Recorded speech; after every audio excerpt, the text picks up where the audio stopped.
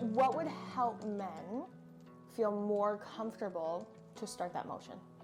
To get in motion, to ask for help. Not even go to therapy specifically, but just like to start the ball rolling. What would help them feel comfortable or safe enough to start that process? Two things. First thing is, I think men need to know that it's possible. That's like, I think that's the bedrock, right? Like, if you, I like to say it like this, you can only order what you see on the menu, right? And so if you grow up in like, the opportunities that were there for me because I grew up in Scarborough are different than the opportunities for someone who grew up in a different environment, because you can only order what's on the menu, right? So the jobs that I thought I was going to pursue were the only ones that were on my menu, right? So in order to have a different future, you got to know that it's actually on your menu. And I think coupled with that is kind of like what you said earlier about people being able to speak something and it hit the core of you. Man, if I don't know if it's self-generating, but if the right person can speak the word of encouragement to you, it's like the combination of that, I think this thing is possible for me. Not just for some person I'm scrolling, he's a millionaire, blah, blah, blah. But no, the change I want to see in my life, it's possible for me. And if that happens, and that's like the kindling, and if the spark is someone else's word, that's where the motion comes from. It's like, okay, so it's not just something inside of me, but someone else also is able to be like, no, I see that in you. You can do that. You can do that. Yeah, if you go to therapy, you'll get yourself sorted out. And it's like, it's noticing. It's like seeing somebody and noticing like the moments. Well, and I think like what you just talked about, right, with the scrolling. Right. So many of us don't see a person. Totally. Right? Totally. Like we look, but we don't see. Right. And so I wonder if the seeing is actually what that is, right? And you know, I mentioned like someone else saying something to you. That's incredibly helpful. In the event that you don't have someone to encourage you, take the risk on yourself anyway. Because the opportunity cost of you not investing in yourself is too high. Like the risk of you doing nothing to intervene in your life is too high. Something's got to change. And ideally, it would be the right conditions and someone's encouraging word. In the absence of that second ingredient, you still owe it to yourself to do what you can to push yourself towards the future that is possible for you. Yeah, and to riff off what you're saying there too is to like when approaching something like therapy, or even just approaching somewhere where you can feel like you can address that you need therapy. For me, I obsess over language. I'm an immigrant. I arrived in the US when I was like 4, and then arrived in Canada when I was 9. And my whole life, I've kind of like obsessed over linguistic nuances and differences, and this is because there was a barrier at home for me. My mother and father were coming home to children who were North American, and everything that they knew was of the Philippines at the time. And so that barrier, I didn't even know that I was dealing with that until I was an adult, and I was like, oh, well, yeah, this was actually something that we struggled with a lot. And so for me, for someone who may identify with like my story, language is so important.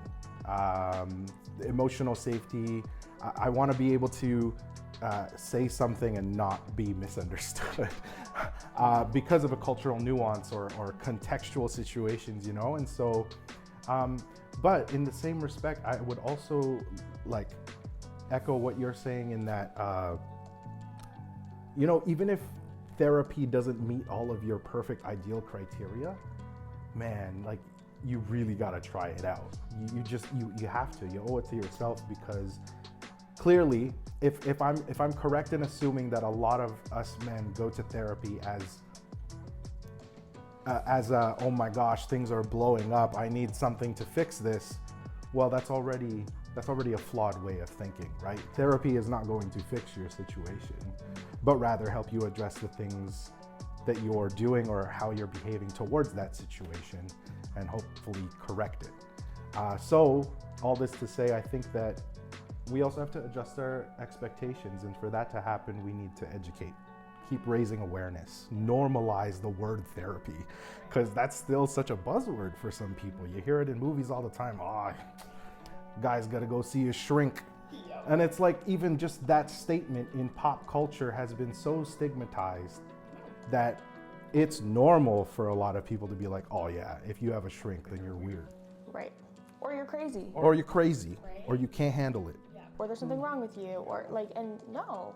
I think taking care of your mental health, everybody I think has mental health, but I think we have this idea of mental health being negative. Sure. Right? Yes. But mental health is taking care of our mind and our emotions just like we take care of our physical health. Mm-hmm. Right? And you know, when we look at our physical health, oftentimes we start to take care of our physical health once we're sick. Right. Once something has happened and we're like, oh shit, now I have to do something now, and we're reactive instead of being proactive and taking care of our physical health prior to. It's the same thing with mental health, right? We are taking care proactively of our mental health before things escalate and before things start to implode, which is when most people come and ask for help, right? And so, like, if I think about the men who come in and sit with me, often it's because their partners are like, there's something fucking wrong with you, you need to go talk to somebody. Like, that is usually why. That's usually why. Yeah. And I sit there and I go, okay, like, there's actually nothing wrong with you. Like, truly, there actually is nothing wrong with you.